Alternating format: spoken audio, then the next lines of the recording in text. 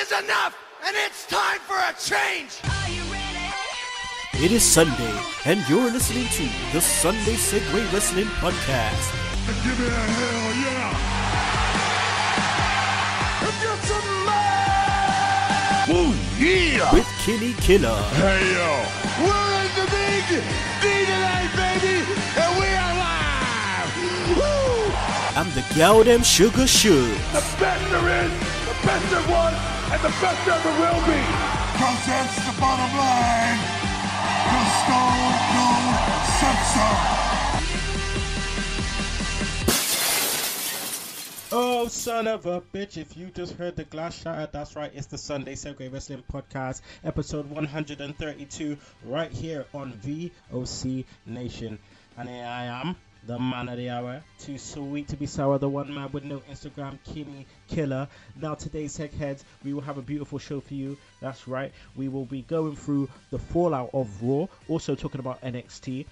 Maybe sprinkle a little bit of MSG on there if those people have watched it. And then we'll talk about Shug Stunners, Segway Time Machine, RIP SmackDown in 60 seconds, where we'll be talking about Rev Pro Global Wars that I went to last night, and Track of the Week. So, without further ado, let me introduce you to my guest today, my partner of crime from last night at Rev Pro, none other than James Belmont with the Belmont Banter. Bringing it to you live, and as always, my gun's bigger than yours. Are you sure? Are you sure? Yeah, I'm not shooting blanks. Oh man, what a night we had last night, my friend. What a night. Oh man. Yeah, but I'm feeling it today. How do wrestlers do this all the time? 2 days of this, I need to sleep for about a week. Yeah, man, I know. Segheads, if you don't know, Belmont went to Rev Pro on Friday and Saturday. He did double duty. He is the Seth Rollins of the wrestling world at the moment. So he did a two-nighter. How you feeling, man? Completely destroyed. Like I'd just been in the ring with Brock Lesnar for about 10 seconds, which is probably all I'll bit last anyway. Well, I'll tell you what, man. I didn't get home till like 1:45, and I tell you what, it's one thing sitting there like concentrating so hard, pitch black on the motorway. All you got is cat's eyes and random people driving the other way down the motorway, and you're just like bricking it. I'm just thinking to myself, Darren, please continue to talk so I can concentrate, please. Yeah, please. You had Darren driving shotgun, didn't you? Yeah, I did indeed. But I tell you what, nothing prepared me for the 3-hour wait we had from one junction to another, because some Canuck managed to jackknife his car and do a fuel spillage on the road. So he was like an hour and a half behind, 9-mile trail back of traffic. Yeah, not good. I almost ate one of Darren's limbs. That's how hungry I was.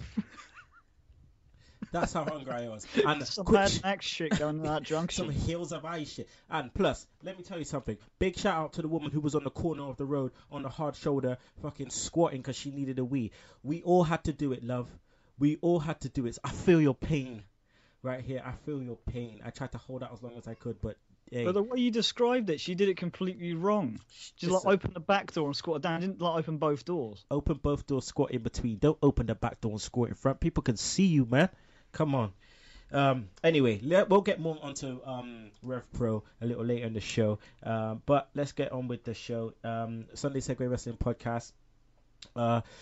You could check out our website. That's Sunday Segue Podcast .wix.com/Sunday Segue. Also, check out our Twitter. That's at Sunday Segue. Segue spelled SEGUE. Follow us on Facebook. Subscribe to our YouTube channel. Also, email us at sundaysegue@gmail.com. We are on iTunes, Podomatic, Stitcher. Don't forget to download that Double Twist player. We won't mention Man United losing today because my heart can't take that right now. Well done to Spurs for clawing it back.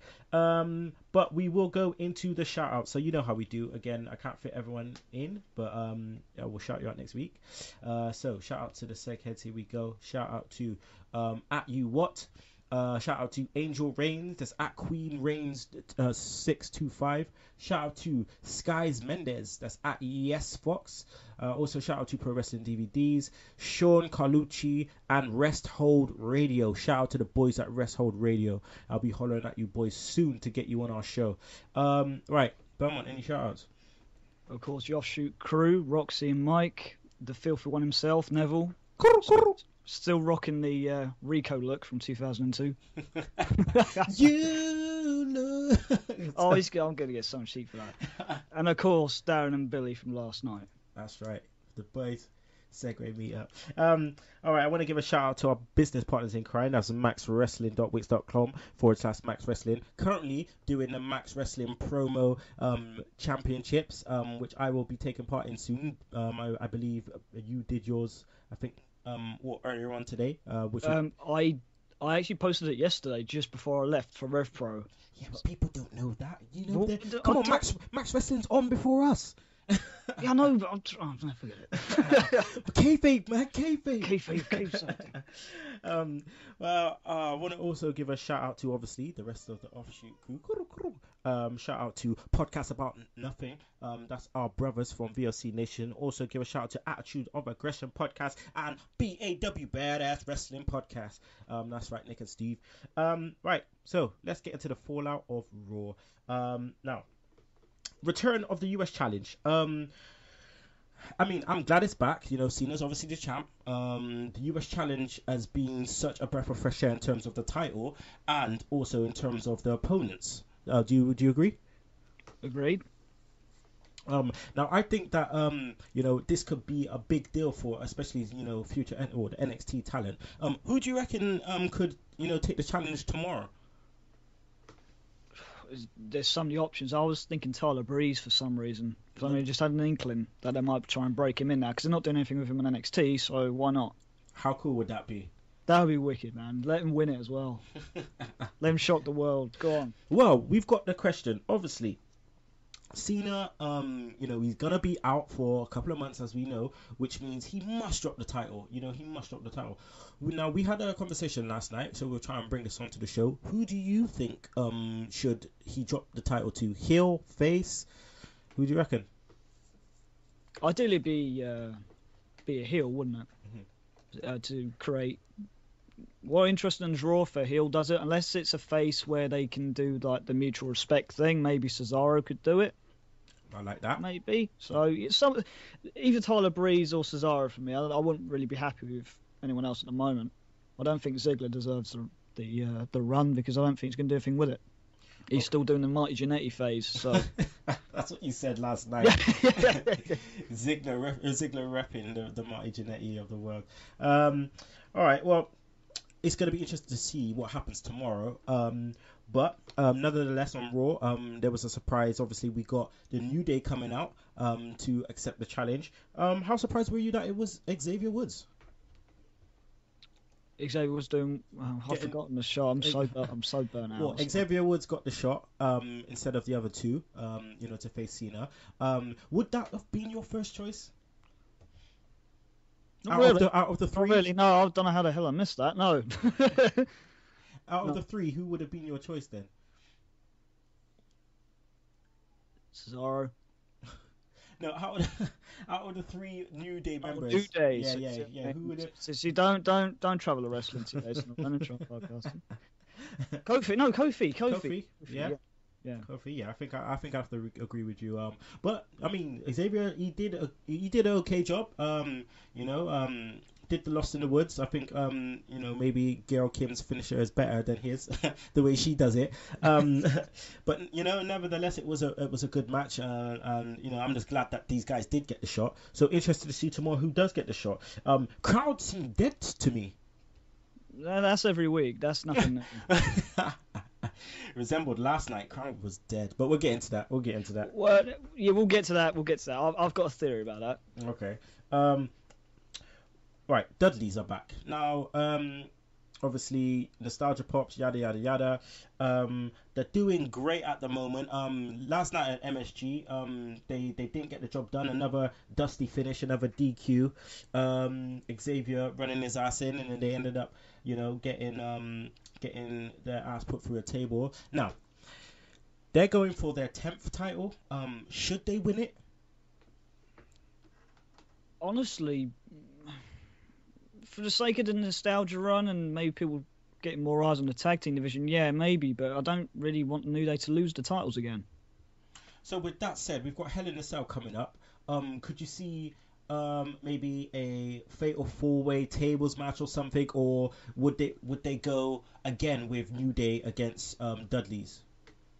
Well, I was hoping, this is what I would have thought, and I don't know if this is the tiredness talking or not, but what I would have done is like maybe the Dudley's against New Day again, but this time bring Spike Dudley back to neutralise Xavier Woods and just go from there. Come on, man. It's already a nostalgia pop. You know what I mean? We should do that. Definitely.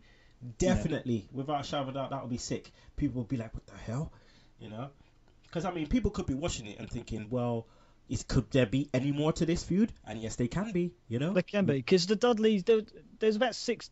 How many Dudleys were there when first... There was loads. There was tons. Dudleyville was hugely populated back in the day, and then it went down to 3. Yeah. So bring back Spike Dudley, and let's do this properly. Let's do this right. Right. Kane versus Rollins. Do we have to? Well, we'll discuss the whole feud, but it's drawing dead for me. Same for you. I don't know. It hasn't drawn for me at all. As soon as I saw him come out after the Sting match, I was just like, wow, really? The comedy stuff, man, it hurts. It's awkward. It's really, it's cringeworthy. I don't like it at all. It hurts, man. It really does hurt. Like, and I don't know how they could bring it around. It's like it is a filler feud. And the comedy stuff is so Vince. It's so Vince. It's just not hitting the mark at all. That's why it's so awkward to watch. It's trying to be funny, but it's not, and then it just looks looks weird to me. I don't like it. It's like, where's the payoff? Where's the punchline? Yeah. Where's the payoff? Where does Triple H fit in all of this? You know, where does he fit in all of this? Because some way, some form, somehow, you know, people have talked about Triple H versus Rollins at Mania, but it looks like we're getting Triple H versus Rock as people are talking, which I don't understand. No, because they've already talked. They already planted the seeds for it. With Seth talking about Triple H saying back in his time, when he was the Cerebral Assassin, he was the best. But he's basically saying he's old and he can't do it no more. That's basically what he said, and like nothing came of it. I was a bit surprised. I was thinking that maybe he scrapes past Kane because that's all he's doing in his title reign is scraping through. People saying, "Oh, he's a heel champion, this, that, and the other." Yeah, but you got to look credible. So shut up. Yeah. So after he gets past Kane, then maybe he does something to overstep the line with Triple H, and maybe we can go from there. But I don't want to see The Rock Triple H at Mania. Hell no. Oh hell no. Oh hell no. Hell no. Right. We'll step off this because I really don't want to talk about Kane and them anymore. Well, the last thing I'll say, I did see this clip where he got in the ambulance after he got his legs smashed up. Yep. And obviously Rob Van Dam was in the back seat because he got really smoky really quick. And then he came out as Demon Kane. He's cussing Kane. Kane, it was too fast, man. Rob Van Dam making the save in the ambulance, giving him something to toke on so he becomes the demon again. Yeah, that's why his leg got fixed. Medicinal weed right there. That's why I didn't feel the pain, you see. Oh, God. All right. Right. Let's move on. Now, how does this thing end with Reigns and Wyatt? What's the payoff? How does it end? I'm not sure, because this is definitely the blow-off match. Hell in the Cell is where rivalries go to die. So it's where do we go? I don't know. I don't know how you end the feud, and I don't know what you do with the pair of them afterwards. So it's, where do they go from here? It's a weird one. But I mean, I'm hearing on the grapevine that it's going to be another Hell in the Cell match with Wyatt and Reigns. Decent. That's your answer. You know what I mean? To end Raw, you know, they were their main event in Raw. They had their match. Good match. Good match. Good fight. Yeah. So what did you think about that? It was a very good brawl, and that's Reigns at his best. That's what you booked him as ages ago. Well, speaking of booking, let's talk about booking of Big Show, because the way they booked Big Show... No. Let's talk about booking for Big Show for this MSG thing, because the way they booked Big Show is the classic heel booking for an up-and-coming Big Show, which I've liked because Big Show's never been built like this before, where the heel is just effing up people, getting ready for the babyface, obviously, to go over. But I like the way that they've made Big Show kind of come out and just be like, you know, oh, don't you remember, Brock, this and that, Mark Henry, bam, knock out, you know, give you a knockout. I'm waiting for you, Big Show, what you gonna do? I'm gonna rough up your manager, let's wait and see till MSG kind of thing going on. I don't know your thoughts, but I quite like the little mini kind of old school classic heel build. Oh no, it was good. It was a good build for the MSG show. It was surprisingly good because they even went back to 2002 Survivor Series where Big Show beat Lesnar and stuff like that. Just Clever saying, editing. Clever editing. Yeah, because they didn't mention Paul Heyman screwing him, but that was nicely done. Then there was like trying to make out it was a feud that's lasted years, which again is good. Yeah. I mean, that's the one thing we got to give WWE. They know how to do a package. Oh, they know how to build stuff, but the problem is the payoff was awful. Mm-hmm. It was about 7 minutes. Exactly. Nah. I wasn't impressed. After that, I just I turned it off. After that, I just like nah. Bye. I was glad I didn't stay up for it last night. I wouldn't have been able to stay up for it last night anyway, but I wasn't blown away by the whole thing. Yeah, well, it's meant to be. It's meant to be. You know, obviously, like it's MSG. It's meant to be a house show feel. You know, it didn't really get that. It didn't really have a house show feel as I thought it would have been because, I mean, in Japan it looked like that kind of a house show feel. I think because it was in MSG, I think it's very difficult to get a house show feel. Whereas when they did it in Japan, it was a smaller venue from what I could tell, and the crowd seemed more of a house show crowd. With this one, it seemed like a pay-per-view crowd because they were like electric. So I think that's why the atmosphere in MSG is always at a super high level, no matter if it's a house show or not. So that's probably why it felt like a pay-per-view to me. Let's talk ball bag, yeah? Let's talk ball bag. Miz TV, ball bag TV, all right? Okay, right. Now, we had Charlotte on there, I believe. We had Becky Lynch on there, I believe. Lackeys are us, as we like to call it. Now, promos were decent. You know, Becky Lynch gave her own. Charlotte gave her own. Basically saying, Paige, come on, sister, let's come out, let's throw down, talking that ish. And I thought they were decent. Now, this team thing needs to stop because it doesn't make any sense. No, they had another 6-woman match in the MSG show. Exactly. And she doesn't want to be part of the team anymore. She's like, well, why the fuck are you having a match? What was that crying thing all about? Like, I don't know. It just made Paige look mental. I don't know if that's what they're going for. Maybe they want to try and make another crazy chick, but it doesn't make sense anymore now. Before it was just like flat out jealousy. Screw this. I want to be champion now. You've got it, and I don't like it. Yeah, exactly. Leave the team. Be done with it. Put Natalya in her place if you have to. Don't have another 6-woman match, and then everyone. I actually saw this. Someone said it might have been Cookie or something. I think he said, well, who's the heel now in this PCB thing? So they both jumped down from the apron. Exactly. And left Paige hanging like high and dry. And then Paige starts crying, saying, I don't forgive you for this. I was like, you don't fucking like him anyway. Exactly. What are you talking about forgiveness? Like, I don't know. I don't know what's happening. But whatever is happening right now is just not, it's not making any sense whatsoever. These ladies should have came up individually and just take the whole shit by storm. But right about now, it's just not looking correct. It's not looking good. Do you know what they were chanting throughout the match as well? What? We want Sasha. Sasha. We want Sasha. We want Sasha. Enough said. Enough said. Watch what happens on Wednesday. Watch what happens on Wednesday. When we come back next week and we start talking about Takeover, just watch what we see. They're going to tear the house down. Oh my Bayley God. and Sasha again. Oh man, I can't wait. They better be main eventing. I swear to God. No, they are. That is main event. That's been confirmed, right? Yeah, that's been confirmed. Right, let's jump off this now. Let's go to your thoughts on Strowman. Green's blue shit shouldn't be on TV. Yeah. Okay, that's cool. That was a nice quickie. Welcome back, Barrett. But no gimmick change. No. Yeah. It just felt like a lead balloon. I've got no interest, sadly, and it's bad because he's a fellow countryman. But what are you going to do? Same thing again? Job into R-Truth, please. Damn. Yeah. Damn. Have some pride, for God's sake.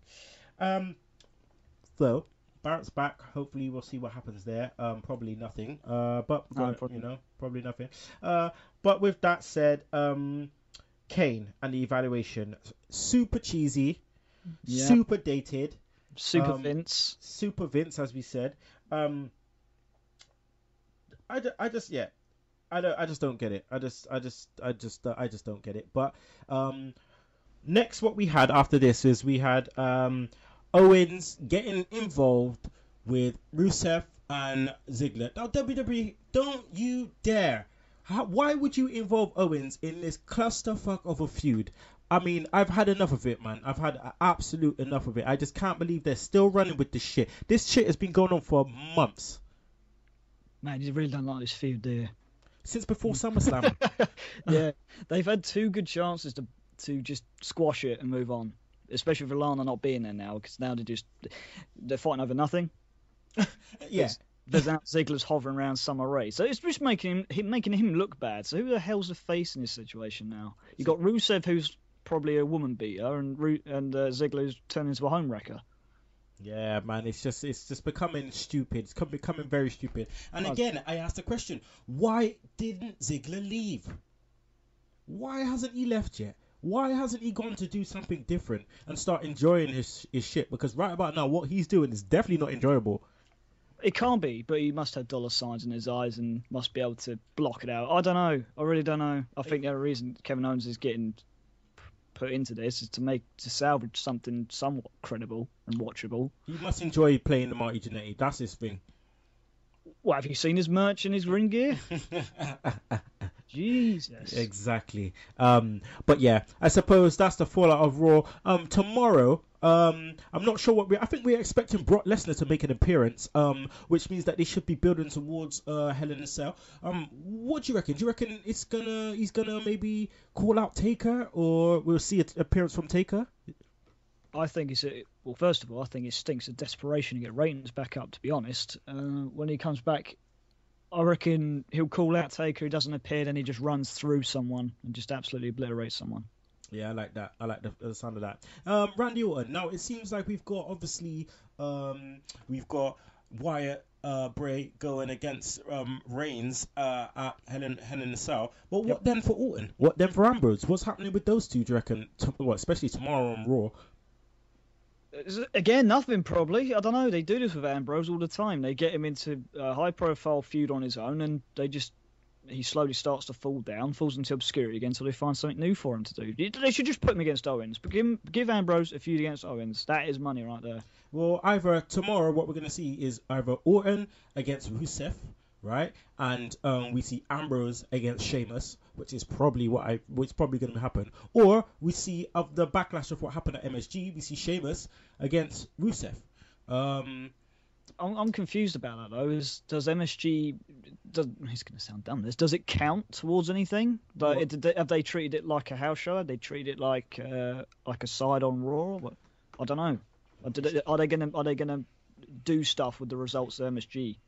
Well, they showed it on the network, so I assume that it's probably going to be some kind of a backlash. No doubt, Lesnar will start talking about Big Show. But what? All right. What do you reckon about New Day then? What happens then? Does the same thing happen like they did a couple months ago, where they won through a clusterfuck, and then they get told that they have to defend their title in some kind of a four-way tables TLC crazy match? Most likely, because they can't keep doing these DQ finishes. I know why they're doing it, but they shouldn't keep doing it, because then people are going to stop caring because they know what's going to happen. So they're going to have to spice it up with something. All right. So let's go Raw rating then, Belmont. Okay. I'm going to be generous. I'm going to say 7. 7. Okay. Cool. Yeah. Cool. Right. Let's go to the Raw feedback, people. Let's go to the Raw feedback. We have feedback from Mr. Tom Brady Wrestle Review. So Tom says Reigns versus Wyatt was incredible. Not many people cared when they started, but by the end of it, the crowd and myself could not get enough. Both dudes were unreal, and I am stoked to see more. Thank you for that, Tom. You're going to be back on the show soon, my friend, so watch this space. Right about now, we're going to go to a quick break to hear from our sponsors. And then we'll be back talking NXT. So don't you miss it. Live from the In the Room studios located in the Net Carrier Enclave. This is the VOC Nation Radio Network. Hey everyone, it is your favorite knockout, Mickey James, and you're listening to the VOC Nation. Hey there, hi there, ho there. Thanks for coming on down. It's Save Wrestling, the podcast, and the business-making town. I am your award-winning hostess with the mostest, Shelly Funtime Martinez, and she is my co-host, Dazzling Danielle. Woo! Hello out there. And together we are the Martinez Girls. You finally did it. And you can join us here Monday, 6 p.m. Eastern on the VOC Nation as we save wrestling together, Danielle. Fighting crime. Woo! And we're back, people. That's right. Make sure you check out Shelly Martinez, former WWE diva. Make sure you check out her show on VOC Nation. That's right. So, right about now, we're going to talk some NXT. With my boy James Belmont, with his Belmont banter. So let's go through this ish, Belmont.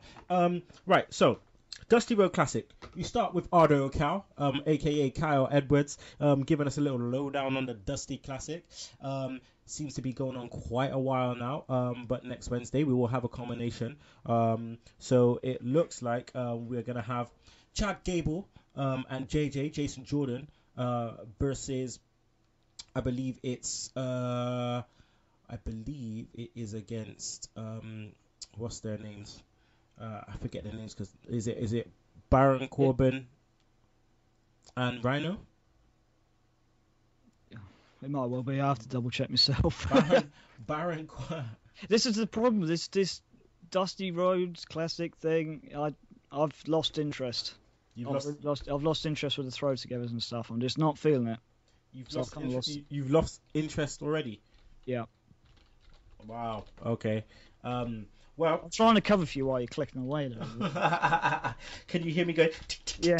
Trade secrets, man. Trade secrets. We sound so professional right now. I know. The thing is, right, when you've got what? You've got 2, maybe 3 real tag teams in the whole thing, and the rest of them are throw-togethers like Balor and Joe and what have you. Well, we've got Baron Corbin, Lone Wolf, come out many times and said, I walk alone. It's not the Batista thing.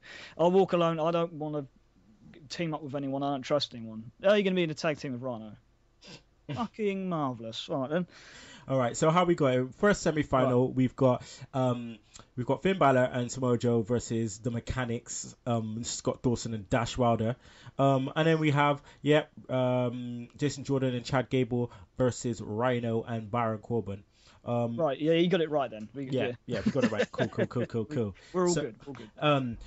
Because at the beginning of the show, Enzo and Big Cass was faced Balor and Joe. Now, I thought this was a very, very good match, especially a good showing for Enzo and Cass, because I believe they've improved a lot. They have. Enzo, amazing character, but when he gets in the ring, sometimes it was a bit, he wasn't as good as he should have been, I feel. But he's getting better. Big Cass, he's just a good big guy, quick, agile, got a good move set. They're getting there. They're getting better. I think people forget sometimes that NXT is still running alongside a developmental program. Mm-hmm. So we talk about your girl Eva Marie at some point, I'm sure. You heard that. You heard that. I kiss my teeth. I heard the disdain in your kiss my teeth at Eva Marie, the fool. But yeah, Balor and Joe ended up going over in a match I thought that was really, really good. Now with Balor and Joe, it's not obvious, but it seems like the way they're going with the writing and creative is that there's going to be some kind of bust up, because I believe Joe is going to be going into a feud with Balor. So at some point they're going to do it, probably in the final. So one thing I did want to ask though is what is going on with Balor's gear? What's happening with the coat? Experimenting, I guess. I don't know. It seems like a heel, like a heel wardrobe. You know what I mean? It does. It does. It's got this sense of a heel about it with the gear he's wearing. So I don't know who's going to turn heel first. Is it going to be Joe or is it going to be Balor? Race to turn heel. It's a battle. The Race to Turn Hill classic. That's what they should have called this whole thing. Well, that's what it is. It should be about showcasing tag teams, and I think JJ and Gable should win. Yes. They need to, if they're going to make this a tag team tournament, they need a fully fledged tag team that's going to be around for a long time to win it. Surely. And then they get a push for the tag titles. It's not, don't overcomplicate things, because Balor and Joe do not need to win it. Yeah, don't overcomplicate. No, and as far as the jacket and that, I think it's just covering because he wasn't rocking the demon look. I think that's all it is. It's the cool thing. Yeah, I mean, we did talk about it last night, and we did say that maybe it's because they need to have two distinctive differences between the Demon and Finn Balor, because Finn Balor was just a bit bland as he's just Finn Balor. So maybe this will give him some kind of, some kind of character. I'm hearing as well that Cody Rhodes and Goldust will present the trophy at respect to the winner, which is it's a nice touch. It is a nice touch. I just hope Cody Rhodes comes out as Cody Rhodes. Yeah, and not Stardust. Not Stardust. Let Goldust come out as Dustin as well. Don't they don't need to be gimmicked up for a moment like that.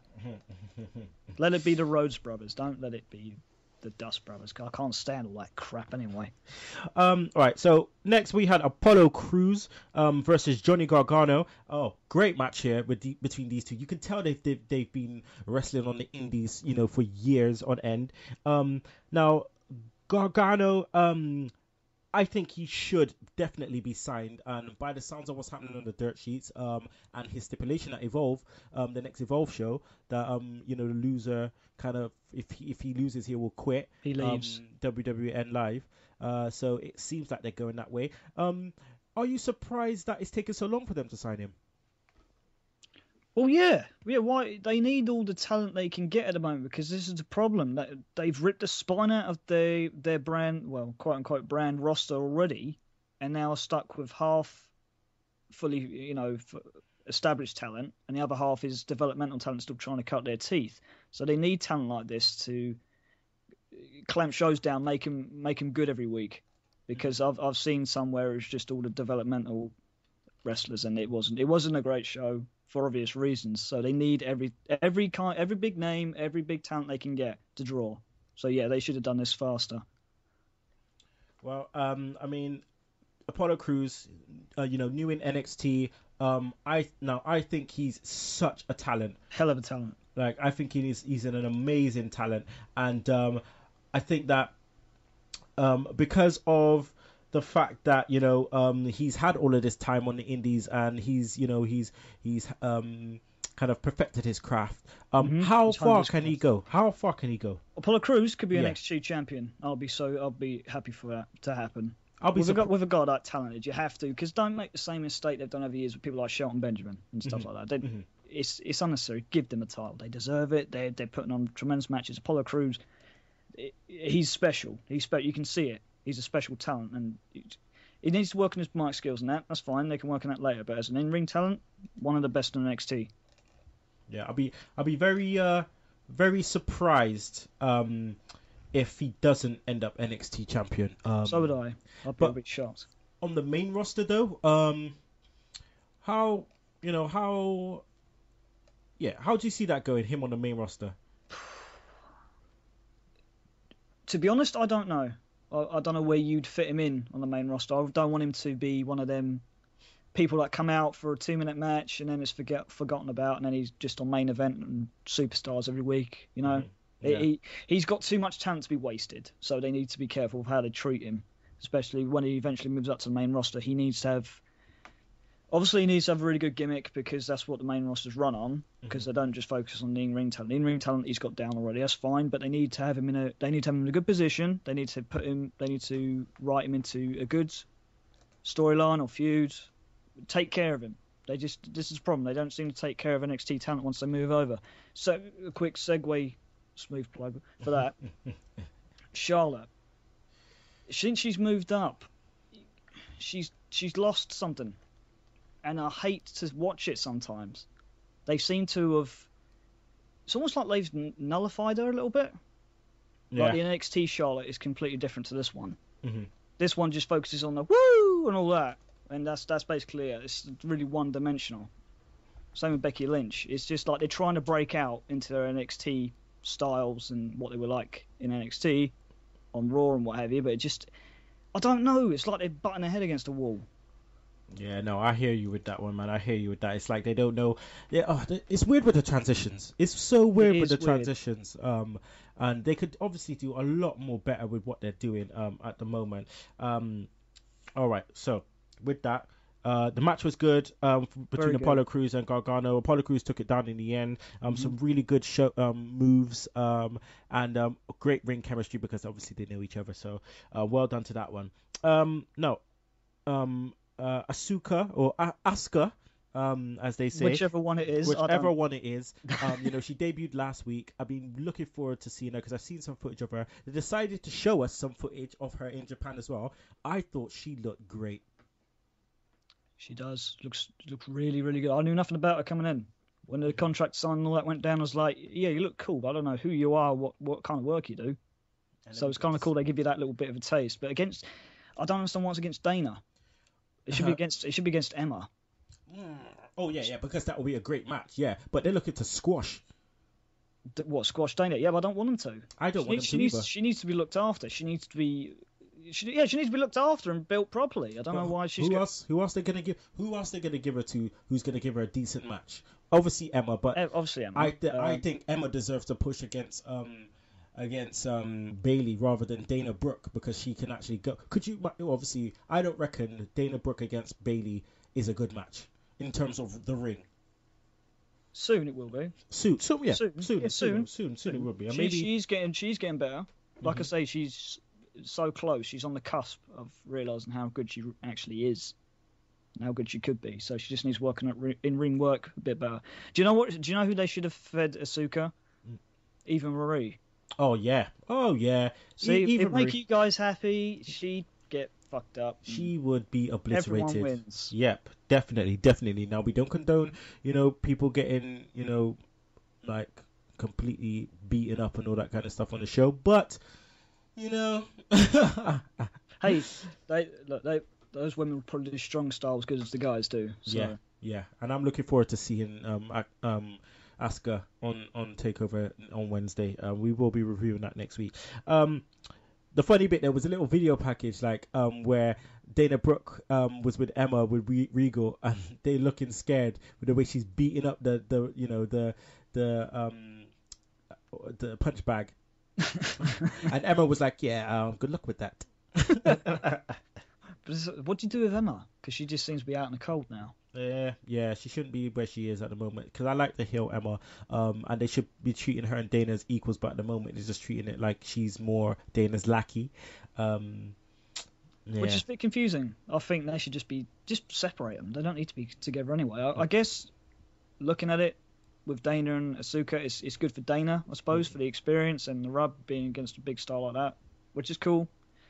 Emma kind of getting left to the wayside a bit. This is the problem. They shouldn't have taken all these women off NXT so soon. Ripping the spine out of it. Well, with ripping the spine, you have to start from the bottom, and that's what they did with the tag match. We had Peyton Royce and Billie Kay versus obviously Dana Brooke and Emma, barring the little botch at the towards the end, which obviously they dealt with pretty well and pretty quick. It's good to see them starting real fresh from the bottom. I mean, it looks like Peyton Royce and Billie Kay, they're the independent wrestlers from Australia. They can go. Dana Brooke is super. She was the greenest. She was the one who was the fitness model and so on and so on. So she had to learn from scratch. But it's good to see these women get in there and giving them little bits of giving them exposure and giving them time to develop. Exactly, and it's a perfect way to do it. You're developing them in a TV taping situation when there's obviously going to be more pressure because you've got the live crowd and you've got the cameras on you, so you have to perform to your very best. With house shows, you can usually get away with maybe phoning it in or not having the best match. But with this, it's good experience for them. As far as Billie Kay and Peyton Royce go, they can be really good, but they need to start making it so obvious that they're not development talent. Yes. They need to make them look like they're fully fledged. Kind of what they did with Blake and Murphy a little bit. Yeah, kind of. But just don't be so just Blake and the other dude. That's what that was like. That was just like, who? What's his name? Say what? Yes. What? Okay, so we also got Breeze versus Tommaso Ciampa, who decided to make his his also entrance the same day on TNA. Same day, Russo booking. It looks like It's Russo book. It's not even a Wednesday Night Wars, so they can't use that excuse. But again, Ciampa, another guy that should definitely be signed. He's completely different from Johnny Gargano, so it wouldn't be like they're fighting for the same position. So I reckon he should be signed as well. I don't know what you think. Why not? The more the merrier. The more the merrier. Because NXT is thin. The roster's thin. Apart from some of the old guard they got going on there, and obviously the development talent's still not quite there. It's clutching at straws a bit. It is. Sometimes the matches, through no fault of their own, they have to repeat themselves or just do, matches that no one really cares about. Has no bearing on anything else that happens in the future. So. Again, it was a good match. Breeze did very well. He's impressed me, but he's going like we talked about. He's going up against Apollo Crews, which makes you think, it's who's gonna go. Who's gonna take it down? Crews going over. That's the problem. For Breeze. I don't know. He's going sideways, not up. Breeze is just drifting. Well, we'll get to the predictions just after. I want to talk about this quickly. Bayley and versus Sasha Banks, they did a video package. Like we said, WWE main roster, they know how to do a package. NXT, they know how to do a package. And this has been building up, a proper feud that's been building up for time and months and so on and so on. For the title. The title is the main thing, nothing else. Why cannot WWE use that same ethos elsewhere? Could overcomplicate things. And they try to put their spin on it. With these build-ups and this feud, there's a lot of what's the best way to describe it? There's a lot of personal friction, and it's real because these girls have known each other a long time. They've been through hell together, against each other. There's a lot to it. Yeah, and they respect each other. And they respect each. Yes, they do, and it's for the ultimate prize, isn't it? And they're building it up correctly. If they did this on Raw, they would throw in some stupid storyline that to try and incorporate with Total Divas. That'll get all muddy watered and convoluted, and no one will care. See, with this, it's just here it is. These two have been through hell. They've scratched and clawed for everything they've wanted, and this is where it's going to culminate. Enjoy. That's it. That's what you need. Right, let's predict this now. Right, takeover respect is what it's all about. Respect. So. Balor and Joe versus the Mechanics, Scott Dawson and Dash Wilder. Who's taking that down? Mechanics, and then Balor and Joe start fighting. That's my guess. Oh shit. Okay. Well, I'm gonna go for Balor and Joe here. Jason Jordan and Chad Gable versus Baron Corbin and Rhino. That's a hard one, isn't it? It is Gable and. Yeah, Gable and JJ, JJ, yeah. Yeah, I'm going with that as well. All right, so then we get the final then. So, who's going to take down the final?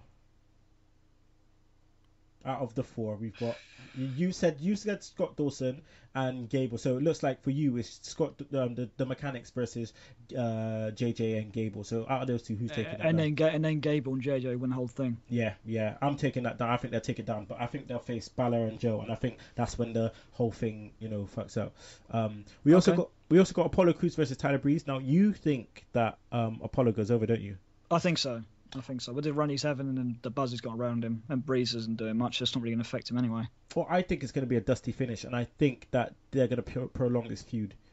So I think it's going to be somewhat of a dusty finish, whether Tyler kind of walks away or something, or gets disqualified by you hitting it with a selfie stick or something, I don't know. Or Breeze could win with a roll-up, grab the tights, and roll out the ring afterwards. Or Solomon Crow turns heel and comes out.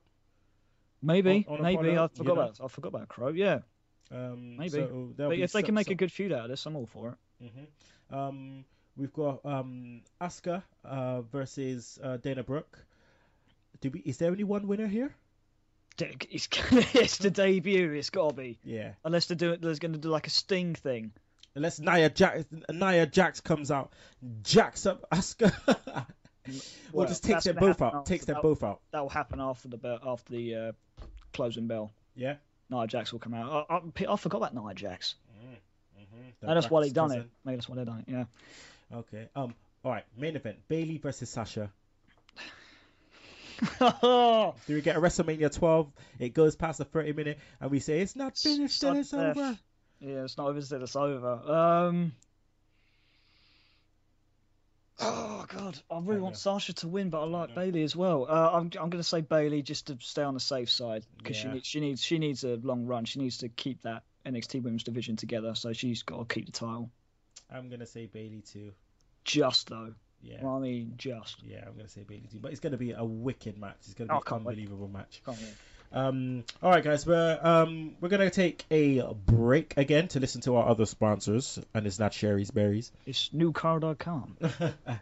But we will be back with Shook Stunners, Segway Time Machine, and SmackDown and RIP SmackDowns in 60 seconds, where we'll be talking about Rev Pro. So again, don't change the channel. Don't piss me off and change the channel. I'm joking, guys. I'll see you in a bit. The mouth of the South, Jimmy Hart. Net Carrier has many great products and services to increase your bottom line. Be sure to ask your Net Carrier representative about our hosted PBX. Call Net Carrier today for a free analysis of your phone bills. 877-255-7733. That's right, 877-255-7733. Call now. Let's get it out! It happens every morning. You watch Raw, and then you react to it. 11:30 p.m. Eastern Time. Every single Monday. Join Tony and Sarah, Harry Broadhurst, and Jimmy Christopher for the Raw Reaction worldwide on the VOC Nation. And we're back, people. Sunday Segue Wrestling Podcast, episode 132. Your boy Kinny Killa, my boy James Belmont. We're gonna do this Shook Stunners Jobber of the Week. Right. So, Jobber of the Week has to go to The Miz. The Miz is jobbing out, right, to the Divas. That's what's going down. He's getting told to shut up. He's getting smacked up. He's getting his mic taken away from him. Dude, it's all over. Hand over your man card. It's all over, Miz. It's all over, Miz.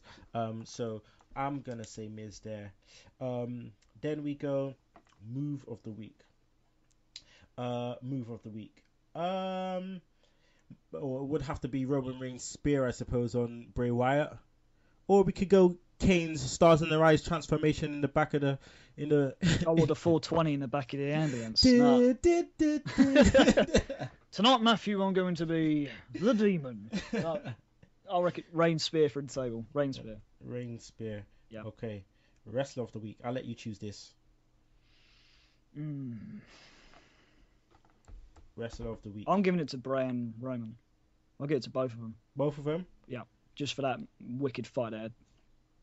Bray and Roman. Okay, yep. There you go. Both of them take it down. Double winners, just like Royal Rumble 94, Lex Luger, Bret Hart, which we will be reviewing on October the 31st, Halloween, for Retro Roundtable, so don't miss that. Cheap plug. Nice. Yep. So, all right, we're going to go Segway Time Machine right now, people. What happened today, October the 4th, in the world of wrestling? So, right, here we go. We had WCW Cruiserweight title won by Disco Inferno. Love that theme song. Love that theme song. We had Randy Orton winning the WWE title in 2009. All right. We also had The Undertaker winning the World Heavyweight title in 2009, which brings me to, it was the Hell in the Cell 2009, today, a couple years ago. And we had, the card was, we had Undertaker, Hell in the Cell match against CM Punk, which he defeated CM Punk. We also had WWE Intercontinental title match between John Morrison and Dolph Ziggler. Morrison took that down. We had a Divas title match. We had Mickie James defeating Alicia Fox. We had the unified tag team titles, Chris Jericho and Big Show defeating Batista and Ray Ray. I think this is when Batista started turning on Ray Ray. We had the Hell in the Cell match as well, WWE title match. Randy Orton defeated John Cena to win the WWE title. Drew McIntyre defeated R-Truth. We had a three-way match for the United States title. Kofi defeating Jack Swagger and the Bullbag Miz. And then we had a Hell in a Cell match between D-Generation X. That's Shawn Michaels and Triple H defeating Legacy, Cody Rhodes and Ted DiBiase. So we had one.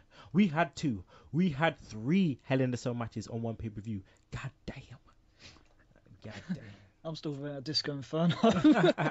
Well, let's get to that when Disco Inferno won in 1999 because I believe it was on Nitro. So we'll see what happened on the Monday Night Wars in on this day, 1999. Right. So Raw did 5.9 rating. Jeez, man, you Right? wouldn't even get anyone. Episode 332.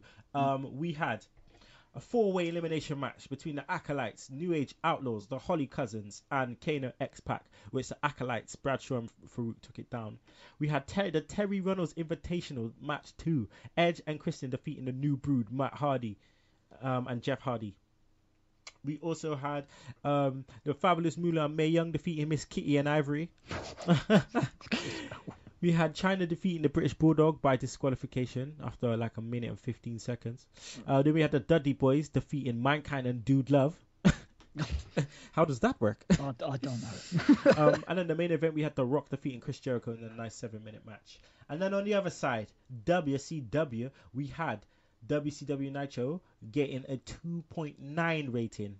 Right. Man, this was really start to fall, wasn't it? Oh yeah, we had Dean Malenko defeating Rey Mysterio in a nice 9-minute match. We had Disco Inferno defeating Psychosis in 4 minutes for a title change. We had a United States title match, Sid Vicious defeating Bryan Adams. Crush. We had Goldberg defeating Jerry Flynn. Who? No idea. I'm guessing that match lasted about 2 minutes. 3 minutes and 27 seconds to be precise. That was close. We had Kurt Hennig, Mr. Perfect defeating Brad Armstrong. That's right, the brother of Scott Armstrong, the brother of Road Dogg Jesse James. We also had Hoovy Juice defeating Billy Kidman in a nice 12-minute match. Bret Hart defeating Chris Benoit in a half-an-hour match. Diamond Dallas Page defeating Buff Bagwell because Buff is the stuff. We also had the main event, Hulk Hogan and Ric Flair defeating Lex Luger and Sting. So there you have it. Anyone important had birthdays today?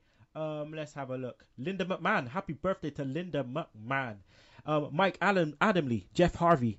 Yep, happy birthday to you. Happy birthday to the man they call Abyss. I love that theme song, Abyss. Yep. And there you go. That's all the happy birthdays. And yep, that's it. So what we're gonna do now? RIP SmackDown in 60 seconds. I'm going to talk quickly about our time last night. It was the Segue meetup, Segue Road Trip. Rev Pro, Global Wars, New Japan versus UK. Oh my days.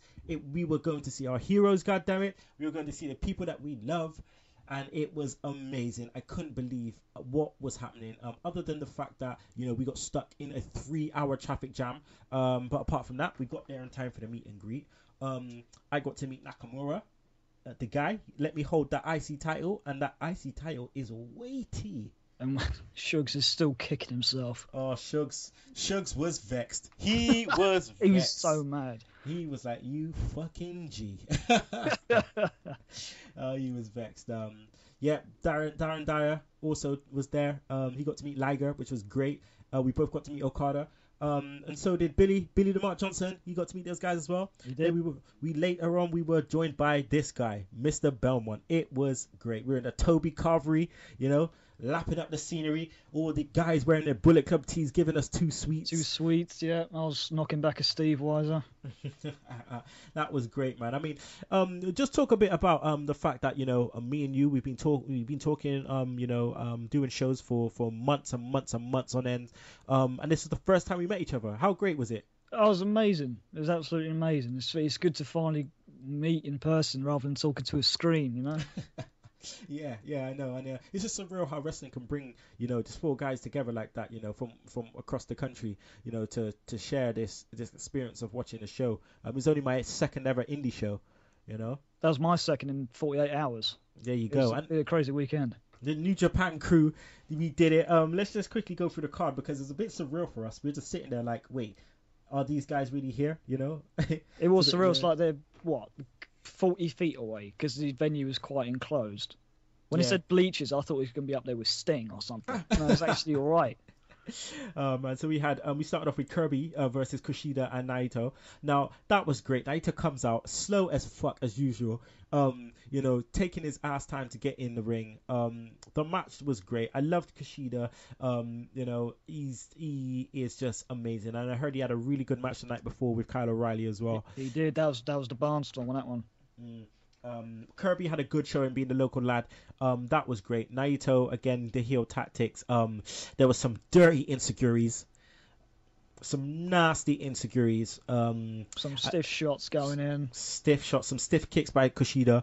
But ultimately the end came where Naito did his finish on Kushida, I believe.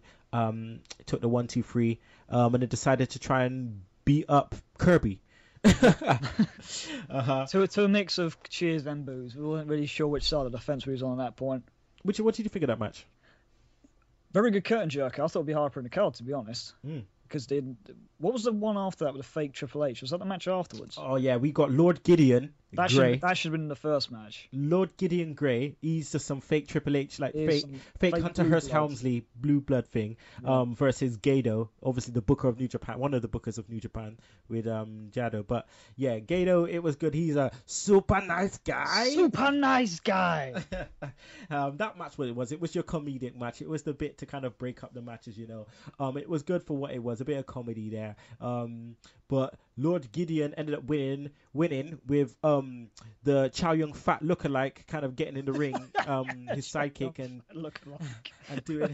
doing some, you know, doing his finish, and then, you know, Lord Gideon ended up taking it down.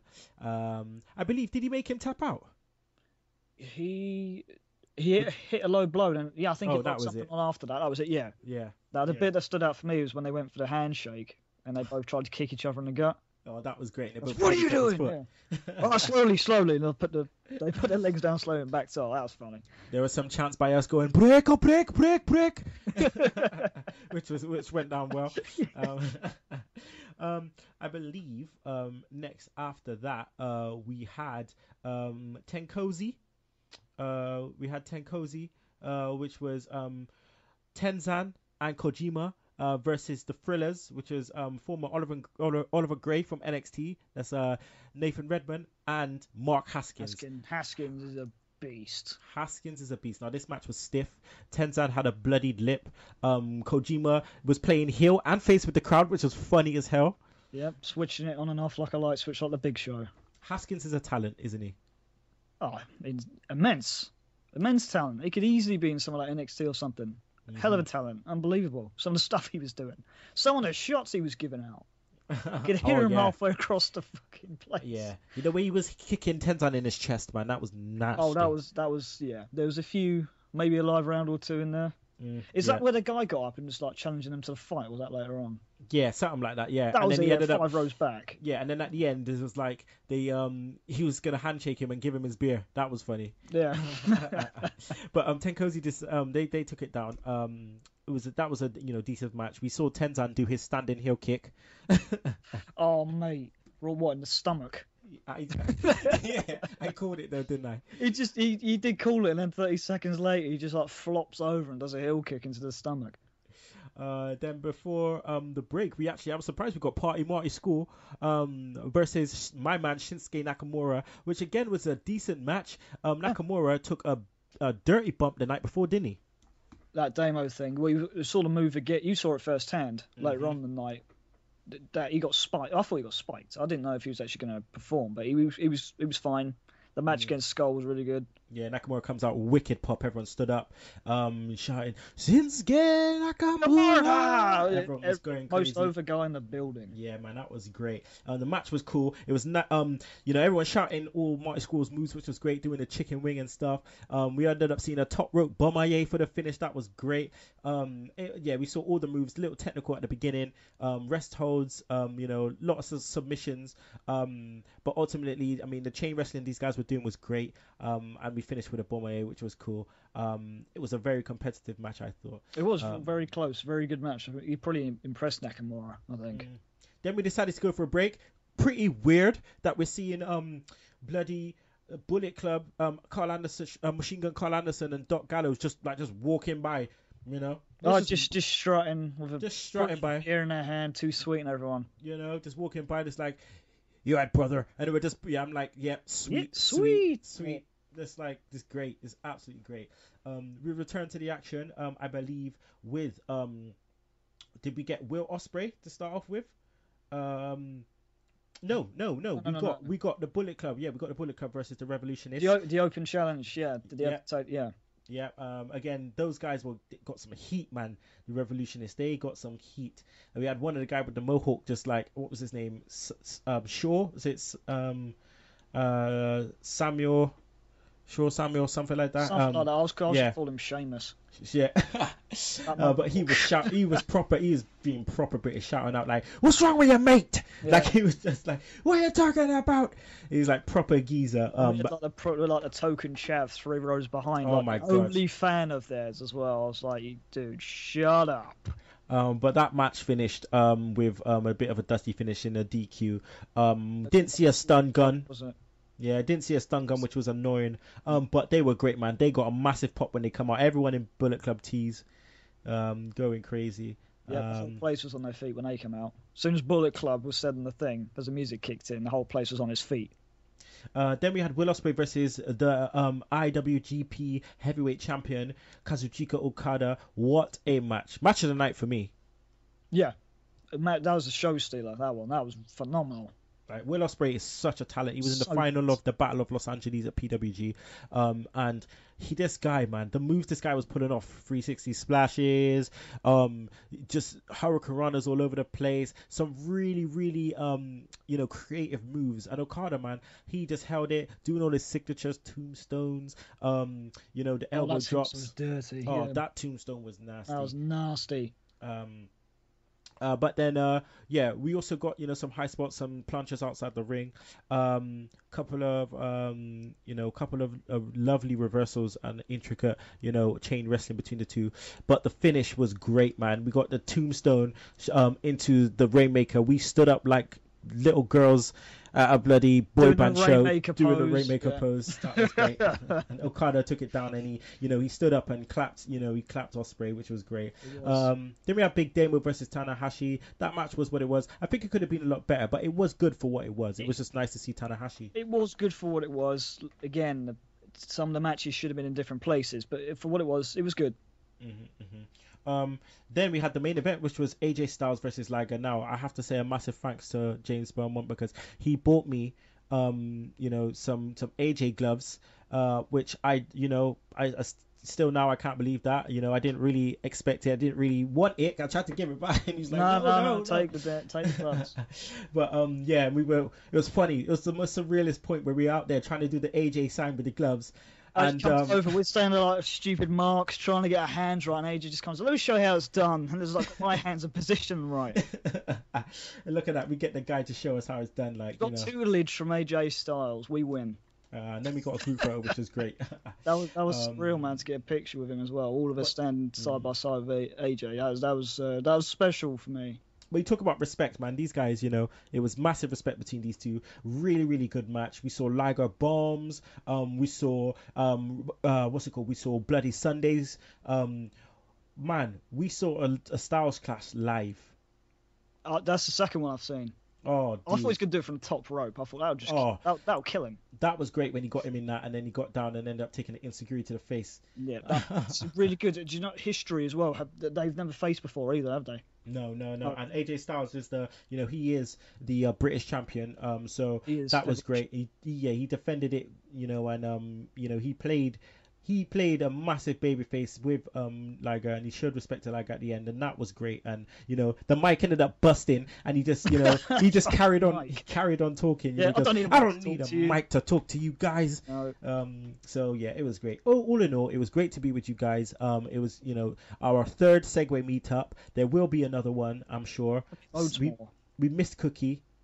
Cookie was kicking himself. Yeah, we missed Cookie, but we'll do this again. We'll see something and be like, fuck it, we're all gonna go. We're gonna go. Right, that's that, and that's I believe that's the end of the show. That is the end of the show. Great show. Thanks Belmont for jumping in and being the partner in crime, as you like to so often. Please let the people know where they can find you and Offshoot. That evil Twitter machine, man.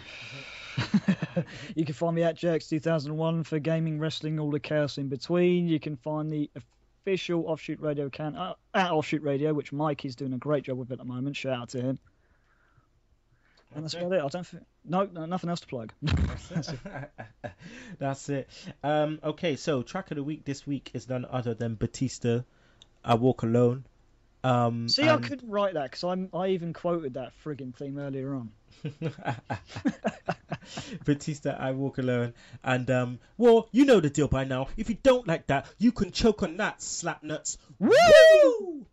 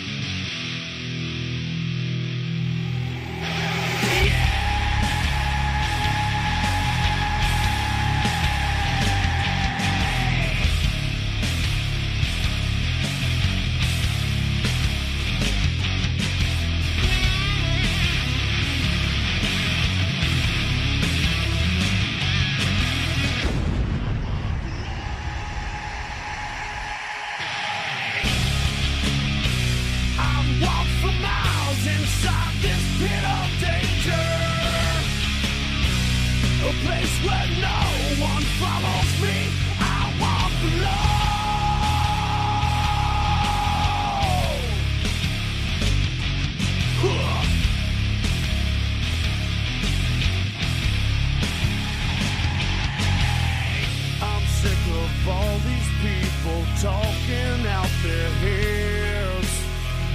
I've never understood a damn thing that they said. From words to actions, never know.